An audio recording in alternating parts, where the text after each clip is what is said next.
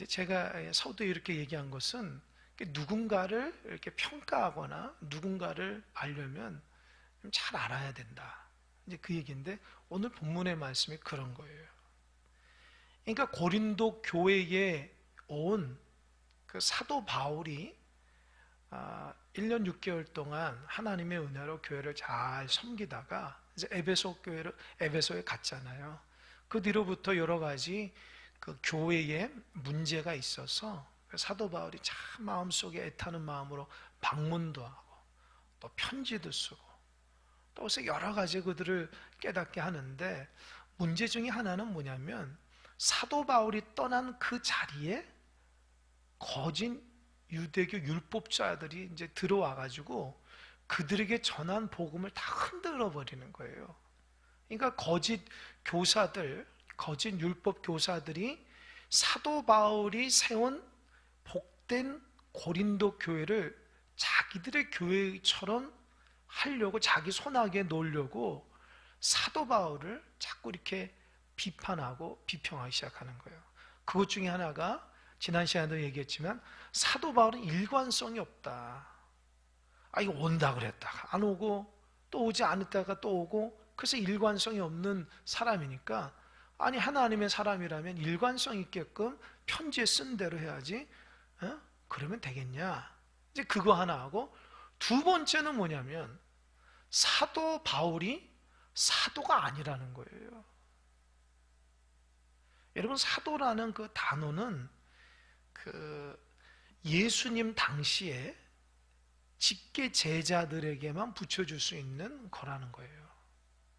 그러니까 예수님 당시에 예수님께 곁에서 예수님의 말씀을 듣고 훈련받은 사람에게만 공식적으로 의논해가지고 쓰일 수 있는 호칭인데 사도 바울은 사실 예수님을 만난 적이 없어요. 우리가 그 놀랍게도 다메섹 도상에서 예수님 만나지만 그 환상 가운데 만난 거거든요. 직접 눈으로 보질 않았어요. 그런데 그럼에도 불구하고 사도 바울이 자기는 하나님의 은혜로 사도가 됐다고 늘 얘기를 하거든요. 근데 그 당시에 이 사도라는 증명을 하려면 추천서가 있어야 돼요. 추천서. 그러니까 자기 이 추천서를 갖고 다녀야 되거든요. 그러니까 사도 바울도 뭐 디모데를 추천한다. 뭐 로마서 보면 베베를 추천한다. 이렇게 추천하는 이유가 뭐냐면 거기에 있는 교회 공동체에서 이 사람이 확실한 사람인가 아닌가를 알아봐야 된다는 거예요. 이해가 되시죠? 그러니까 그 당시에는 너무 거짓 사도들과 거짓 교사들이 많으니까 뭐가 뭔지 모르는 거예요. 그러니까 예를 들어서 뭐 소문이 있어서 이렇게 완다는데 추천서가 없어. 그럼 어떻게 해요? 확인이 안 되는 거예요. 그래서 이 추천서는 이 사람이 참되거나 그렇지 않은가를 결정해준 굉장히 증명서예요. 여러분 우리 외국에 나갈 때 여권 있잖아요. 내가 대한민국 사람이라는 것을 알려면 여권이 있어야 되잖아요. 그냥 내가 뭐 한국말 한다고 그래서 알 수 있는 게 아니잖아요. 정확하게 여건이 있어야 되잖아요. 여러분이 무슨 뭐 경찰관이다 그러면 경찰관의 증명서가 있어요. 그죠? 내가 어디 산다 그러면 또 주민등록증이 있어야 돼요. 그걸 확인해 줄 수 있는 게 그 당시에는 추천서라는 거죠. 근데 사도 바울은 추천서가 없는 거예요. 왜요? 예루살렘에서 공적으로 이 사람이 이렇기 때문에 파견한 사람이 아니에요.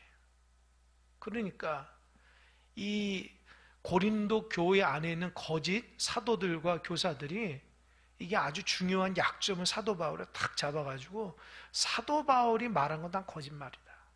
쟤는 사실 거짓 사도인데 너희들한테 그렇게 보이려고 하는 것 뿐이지. 그러니까 거짓 교사들은 거예요.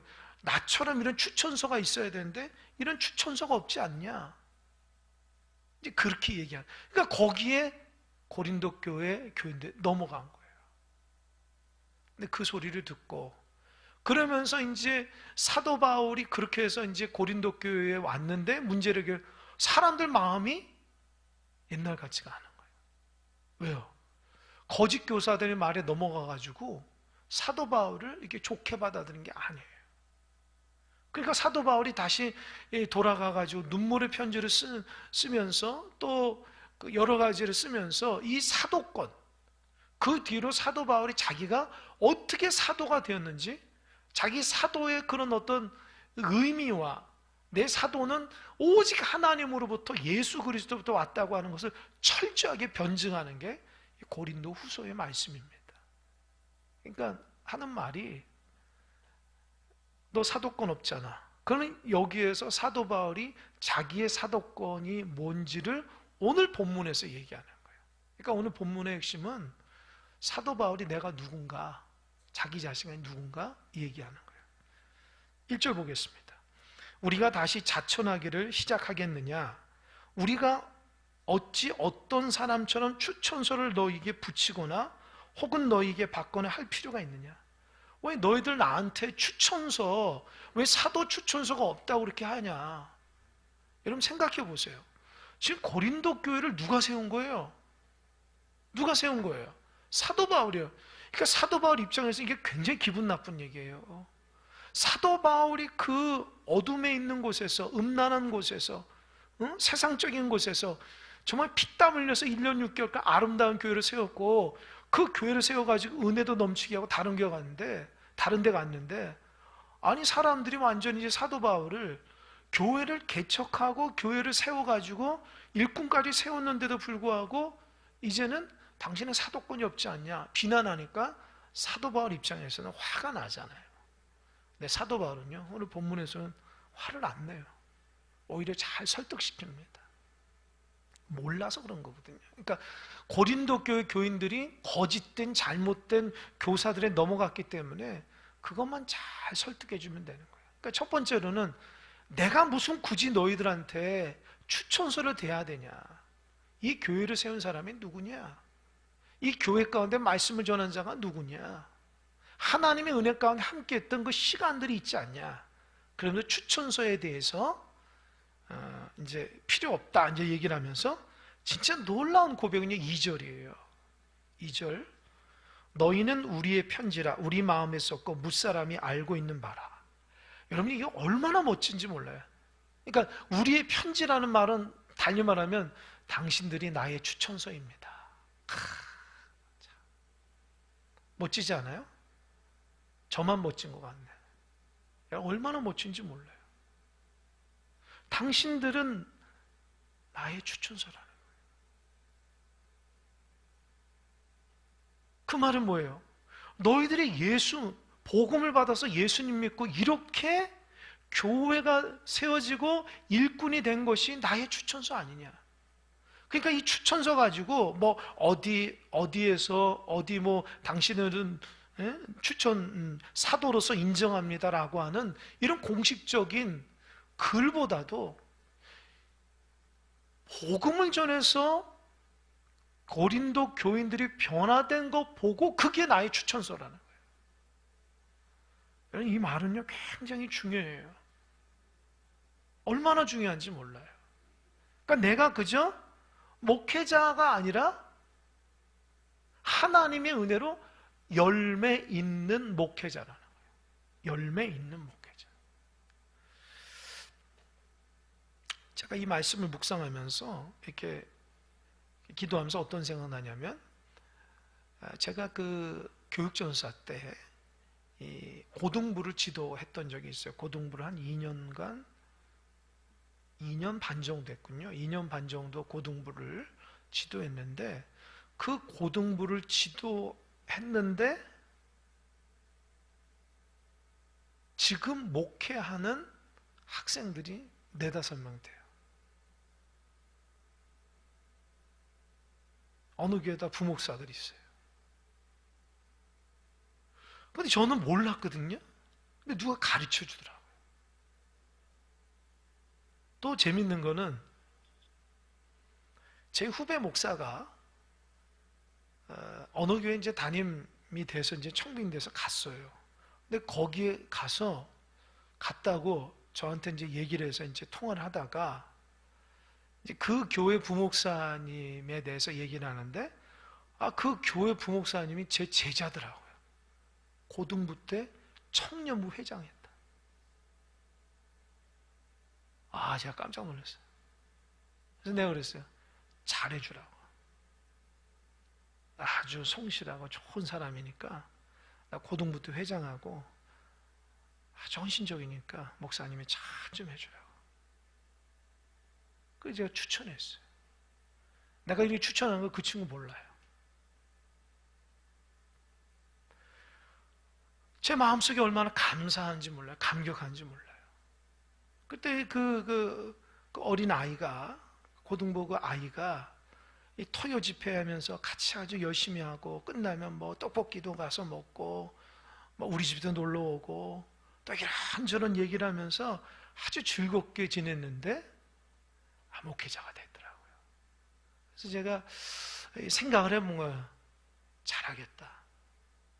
어렸을 때부터 저렇게 성실하게 하나님의 말씀으로 다듬어지고 헌신되면은 목회하면서도 굉장히 잘하겠다. 그런 마음이 기쁜 거예요. 지금 그 얘기하는 거예요, 지금. 사도 바울이 복음을 전했는데 당신들이 이렇게 열매는 믿음의 백성, 이게 추천서 아닙니까? 내가 굳이 이 종이떼기 하나 대면서 난 이런 사람이 얘기한 게 보다도 내가 복음으로 당신들이 변화된 것을 보면은 그게 하나님께서 나를 보내신 사도라고 증명되지 않습니까? 그 얘기인 거예요. 저 또한 여러분을 목회하면서 여러분들이 달라지고 새로워지고 변화되고 하나님의 사람이 되어서 장차 내가 하나님 앞에 이분들이 저희 추천서입니다, 이렇게 얘기할 수 있으면 좋겠다 생각하는 거예요. 그래서 오늘도 성실하게 최선을 다해서 믿음으로 달려갑니다. 여러분이 교회 학교에 가르쳤던 아이들, 여러분의 구역 식구도 있던 사람들이 정말 믿음 안에 거하면 여러분, 이분이 나와 함께 하면서 믿음과 함께 했던 얼마나 행복하고 즐거워요.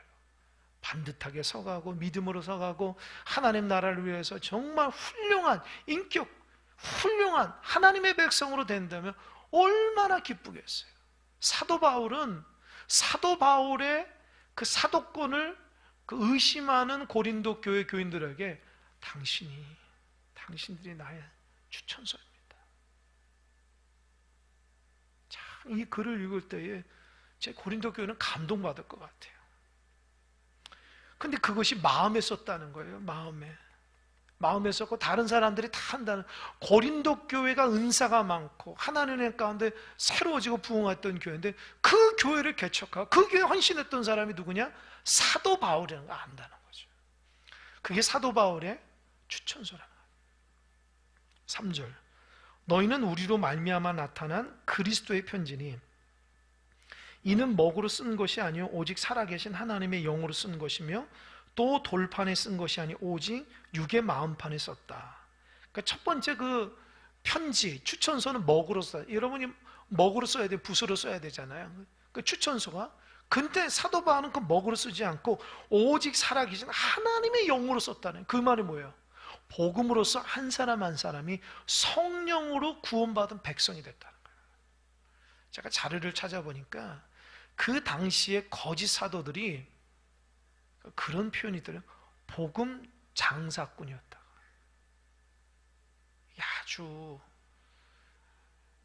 아주 그 뭐라 그럴까요? 그 아주 비참한 말인데요. 이게 복음으로 돈벌이 하는 사람이었다. 나는 사도이기 때문에 내가 당신들한테 복음을 전하니까 나 책임져. 내가 이만큼 전했으니까 당신 이만큼 줘. 그래서 그 당시 거짓 사도들은 하나님의 복음보다도 자기 이득과 자기의 그런 것들을 위해서 장사꾼처럼 했다는 거예요. 예수님의 이름을 팔아먹으면서 복음 장사꾼이었다는 거예요. 근데 사도 바울은 그러지 않았다는 거죠. 사도 바울은 나는 당신들이 구원받기 위해서 예수 그리스도의 십자가의 은혜를 전했고 그래서 성령으로 당신들이 변화됐다는 거예요.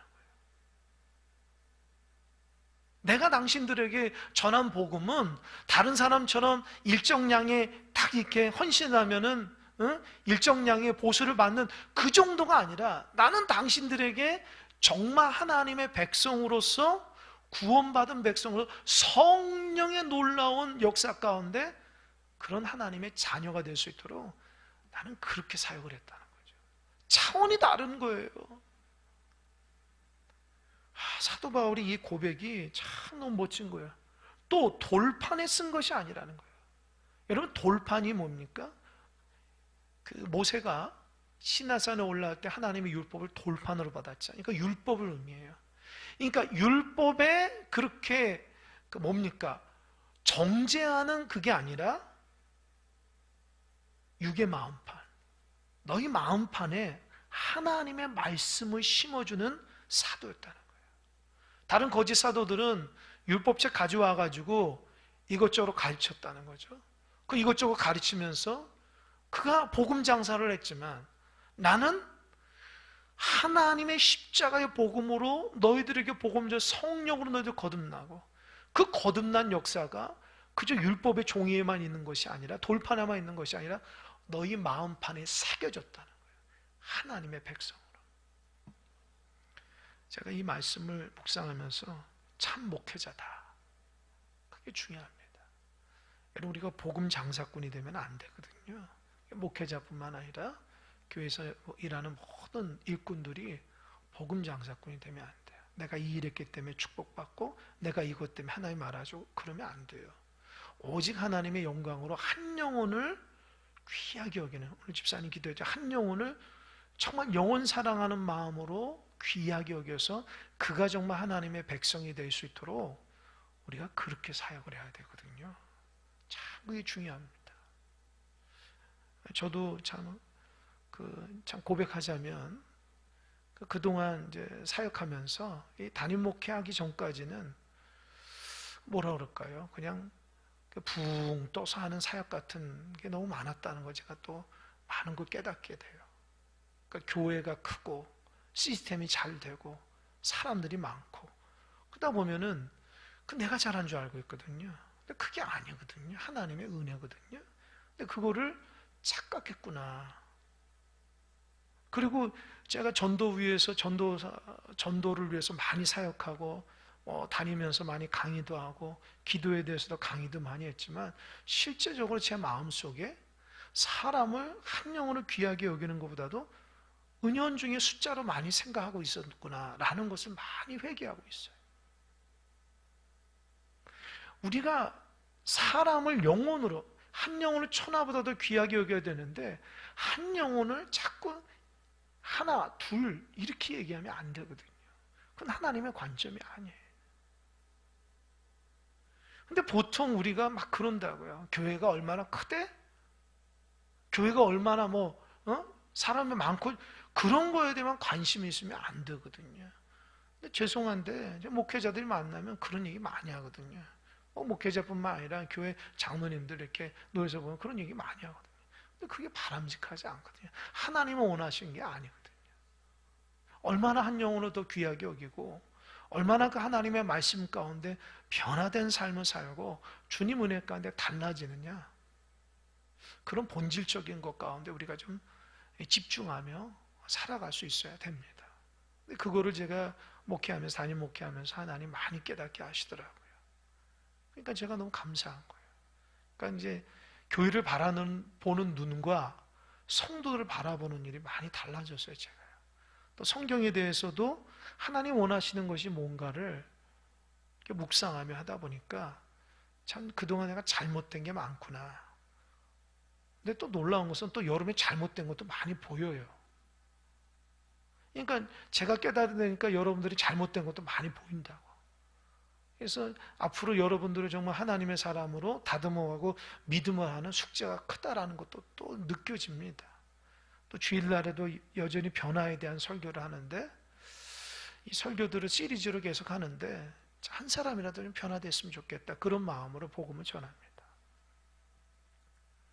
4절을 보니까 우리가 그리스도로 말미암아 하나님을 향하여 이 같은 확신이 있으니, 이게 사도 바울이 자기의 사도에 대한 자기 인식이에요.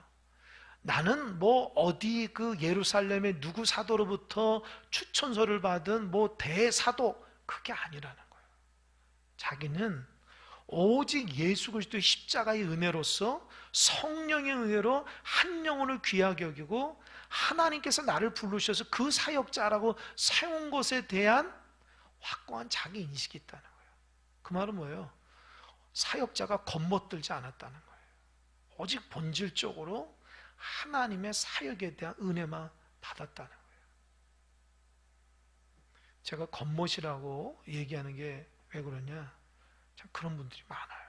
겉멋 들려가지고 복음에 대한 어떤 매진이 아니라 자꾸 겉멋이 들어가지고 겉에 있는 것만, 외적인 것만 굉장히 강조할 때가 참 많이 있어요.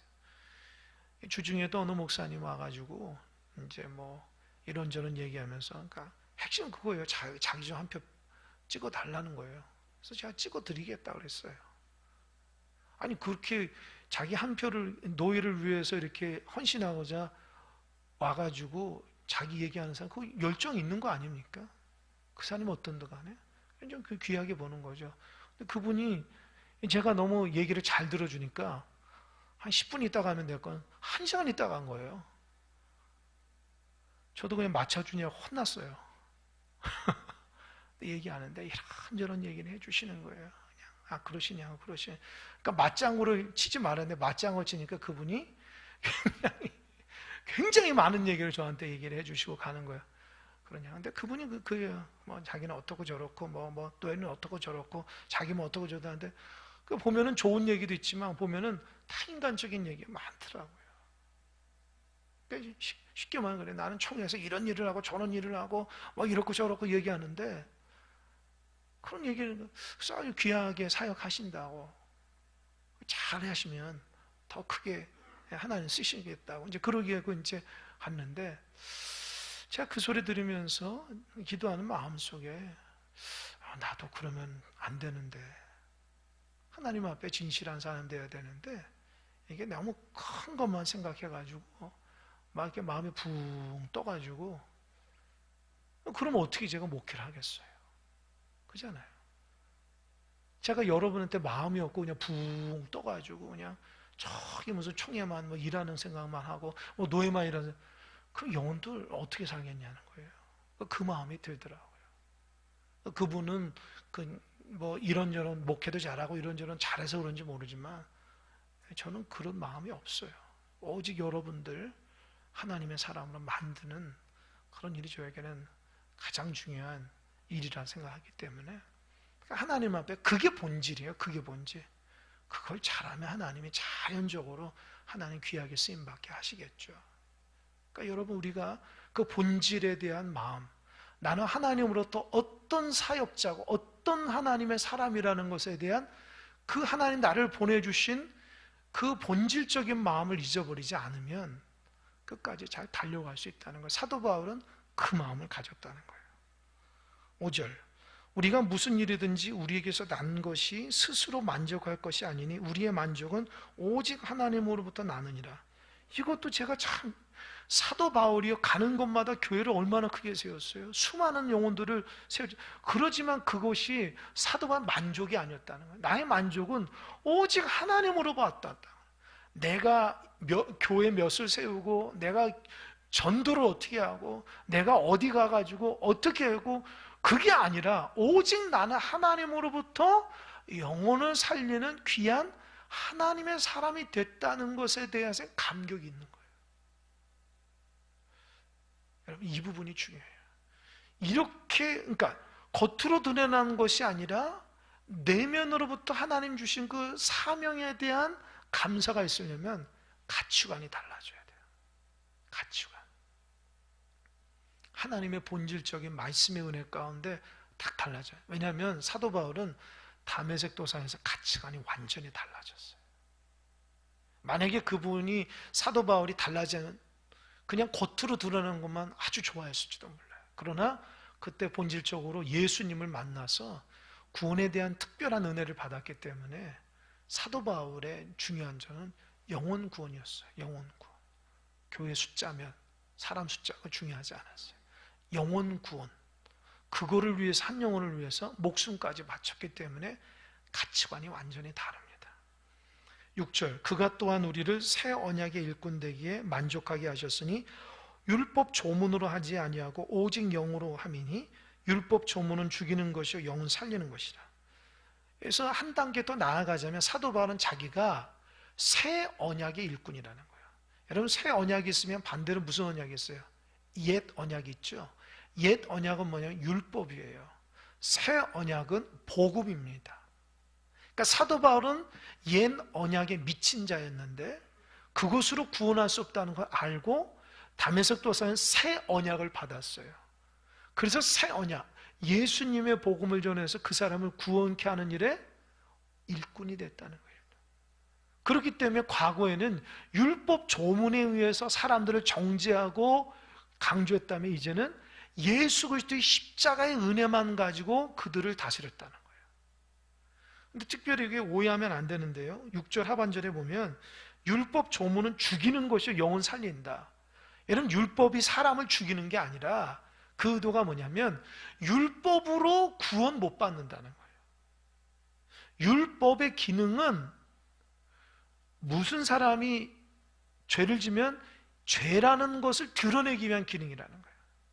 그러니까 법률하고 똑같아요. 여러분, 우리가 내가 죄라는 것을 알기 위해서는 법조항이 있어야 되잖아요.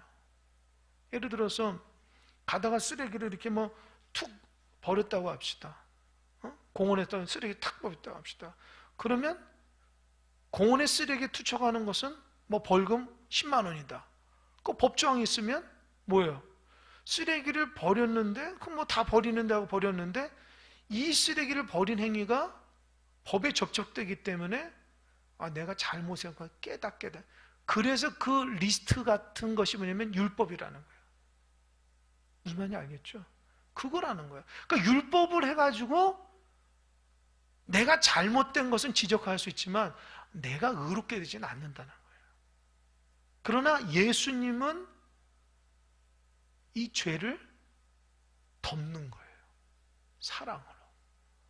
그래서 예수님은 나를 살리는 것이고 율법은 나를 정죄하는 거예요. 아셨죠? 그런데 우리도 신앙생활 하면서 율법적인 사람이 있고 복음적인 사람이 있어요. 정죄의 기능이 많은 사람이 있고 복음적으로 사랑이 많은 사람이 있어요. 저는 생각해 봤어요. 저는 반반인 것 같아요. 솔직하게 얘기하자면. 왜냐하면 제가 하나님의 말씀대로 살아내기 때문에 이 말씀도 율법을 기반으로 하기 때문에 내가 말씀을 잘 모른다면 그냥 덮어놓고 살아가겠지만 말씀을 읽기 때문에 그 말씀이 비추어 볼 때는 우리가 죄라는 걸 알아야 되거든요. 그죠? 내가 잘못됐구나. 우리 성도님들이 잘못된 신앙생활하구나. 우리 교회가 바른 길을 걸어가야 되구나. 그게 보이는 거예요. 율법을 통해서. 하지만 거기서 그치지 않고 그러나 그렇게 해서 살릴 수 있는 것은 누가예요? 예수님이 하신다는 거예요. 제가 아무리 율법을 강조해도 저와 여러분 변화가 안 돼요. 변화는 누가 해야 돼요? 예수님이 우리 안에서 역사하셔서 우리를 새롭게 하셔야 돼요. 그래서 제가 전할 수 있는 것은 십자가의 은혜만이 우리를 변화시킨다고 하는 복음밖에 없는 거예요. 그러니까 여러분도 마찬가지예요. 십자가의 은혜로 내가 변화되는 거예요. 그러니까 십자가의 은혜만 붙들고 살아가야지 신앙의 연륜이라든지 경험이라든지 지혜로 절대 우리가 안 변합니다. 그래서 나를 살리는 것은 복음이다. 그걸 깨닫고 복음 안에 집중하셔야 돼요. 복음 안에. 7절 돌에 써서 새긴 죽게 하는 율법 조문의 직분도 영광이 있어 이스라엘 자손들은 모세의 얼굴에 없어질 영광 때문에도 그 얼굴을 주목하지 못하였거든 하물며 영의 직분은 더욱 영광이 있지 아니하겠냐. 이게 뭐냐면 그 율법의 직분이 누굽니까? 모세잖아요. 모세가 하나님 앞에 그 율법을 받으려고 시내산에 가가지고 받고 나왔는데 모세의 그 얼굴에서 뭐가 있어요? 광채가 있으니까 수건으로 가렸대잖아요. 너무 광채가 안 돼. 근데 그 광채는 금방 없어질 것이라는 거예요. 그러니까 그거는 무슨 상징하냐? 율법을 계속 보게 되면 율법대로 하게 되면 광채는 나요. 그러나 오래가지 않는다는 거예요. 그러나 오직 예수 그리스도는 어때요? 나를 영원토록 빛나게 하는 거예요. 여기서 말하는 건 영광이 된다.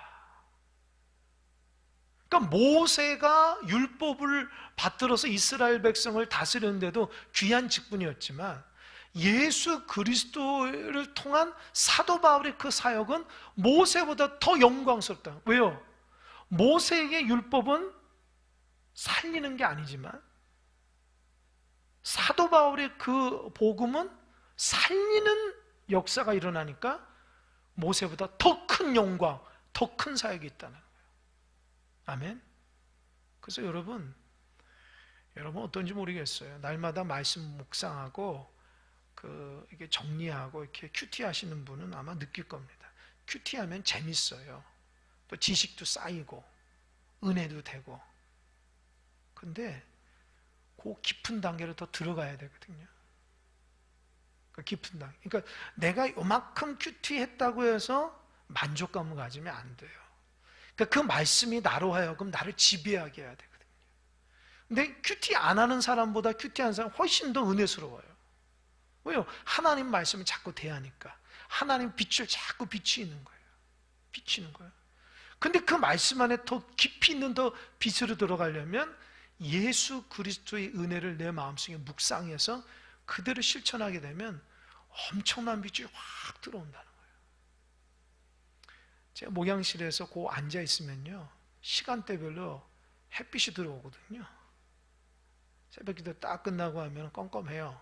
춥기도 하고. 그때는 뭡니까? 이렇게 다 창문 다 이렇게 뭡니까? 이게 커튼 같은 거를 다 해도 괜찮아. 그런데 한 9시 좀 넘어가지고 10시 정도 되면은 그 아파트 사이에 그 위로부터 햇빛이 굉장히 강렬하게 쬐야 돼요. 그러면 전 햇빛 받는 게 좋으니까 햇빛을 이렇게 받으면서 하면은 한 10분 있으면 얼굴이 그냥 후끈거려요. 그러니까 이 커튼을 좀 쳐야 돼요. 근데 그 햇빛이 있을 때는 내가 이렇게 조그만 그 스탠드 불을 켜서 말씀을 이렇게 묵상하는데 그걸 안 켜도 돼요. 스탠드 불이 어두울 때는 밝은데 강렬한 빛이 있으면은 어떻게 해요? 꺼요. 왜냐하면 햇빛이 너무 강하니까. 이해가 되시죠? 그러니까 그런 거죠. 율법은 달빛이고 전등불이에요. 그러나 복음의 빛은 태양빛이라는 거예요. 비교가 안 된다. 그러니까 그것도 영광이었지만 율법도 영광이었지만 복음의 영광은 더 크단 말이에요. 그러니까 사도 바울은 지금 거짓 교사들이 전하는 요만한 영광 가지고 간 게 아니라 더 큰 영광인 살리는 복음으로 가르치니까 너희들 똑바로 들으라는 거예요. 추천서 하나 가지고 사람 평가하지 말고 도대체 받는 메시지, 복음을 듣고 어느 것이 더 큰가를 좀 깨달으라는 거예요. 이해가 되시죠?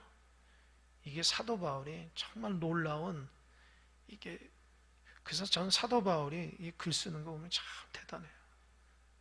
그러니까 처음에 이게 사도 바울이 쓴 이 그 서신서를 읽으면 처음에 이게 잘 무슨 소리인지 몰라요. 근데 깊이 있게 묵상하고 이게 말씀을 연구하면은 사도 바울이 이 그 생각들이 글에서 묻어나오는 것이 얼마나 깊이 있는지 몰라요.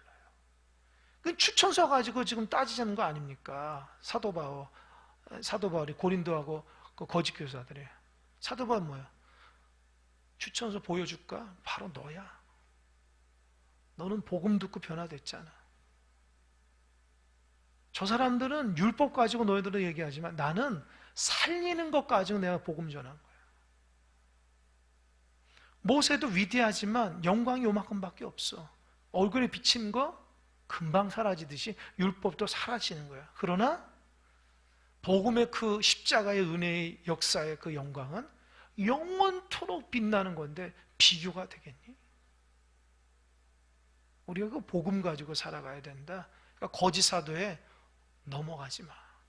제발 겉으로 드러나는 것 가지고 그런 거 하지 말고 진짜 복음의 참된 의미를 깨닫고 그거 안에서 변화되고 새로워져라. 그 메시지예요. 얼마나 깊어요. 9절 정죄의 직분도 영광이 있은즉 의의 직분은 영광이 더욱 넘. 이게 지금 제가 정죄의 직분은 율법이거든요. 그러니까 누가 잘못했을 때 정죄하는 게 율법인데 의의 직분은 살리는 거예요. 복음으로. 죄가 있어도 예수 그리스도의 십자가의 은혜로 살리는 게 의의 직분이에요. 영광이 더욱 크다는 거예요. 10절. 영광되었던 것이 더 큰 영광으로 말미암아 이에 영광될 것이 없으나 없어질 것도 영광으로 말미암은즉 길이 있을 것은 더욱 영광 가운데 있느니라. 길이 있을 것이 뭐예요? 복음은 더 영광 가운데 있으니까 너희들이 율법에 빠지는 것이 아니라 복음 안에서 받은 것들을 소중히 여기면서 살아가라. 그래서 이제 딱 이제 하고 그다음에 이제 12절부터는 또 이제 깊이 있는 내용을 말씀하고 있는 거죠. 어떠십니까? 우리가 갖고 있는 복음이 굉장히 소중한 거예요. 그리고 우리가 추천서가 돼야 돼요. 그러니까 어디 가든지 간에 나는 그리스도의 편지라. 내가 복음으로 내가 이만큼 변화돼서 나를 통해서 복음이 읽혀지는 삶을 살아가야 돼요. 누가 나의 말과 나의 행동을 보고 내 안에서 주님이 나에게 편지가 읊어지듯이 사람들이 나를 보면서 그리스도의 편지를 읽어갈 수 있어요. 그러니까 여러분 얼굴서부터 몸이 다 그리스도의 편지가 보여야 돼요. 주님이 말씀하신 것이 내 입에서 나오고 주님이 행동하신 것이 내가 나가야지. 율법적인 어떤 겉모양만 하는 것이 아니라 생명을 살리는 그리스도의 편지로 살아가야 돼요. 지난 시간에는 그리스도의 향기라고 그랬잖아요. 또 그리스도의 편지라고 그랬다. 그러니까 여러분 그리스도의 편지답게 잘 이렇게 읽혀지는 여러분 되시길 바랍니다. 그래서 사람들이 여러분 보면은 아 정말 참된 신앙인인가? 그거 느낄 수 있어야 돼요. 정말 예수님의 그 거룩하심과 주님의 그 사랑과 인격과 주님의 그 성품과 주님의 생각들이 여러분 안에 자꾸 읽혀질 수 있어야 됩니다. 우리가 그 신앙의 삶이 다듬어 가야 되죠. 그래서 좀 부족하다 하시는 분들은 주님의 은혜를 더 깊이 있게 묵상하면서 주님 앞에 더 가까이 감으로 내가 그리스도의 편지가 되는 은혜가 있길 바랍니다. 기도하겠습니다.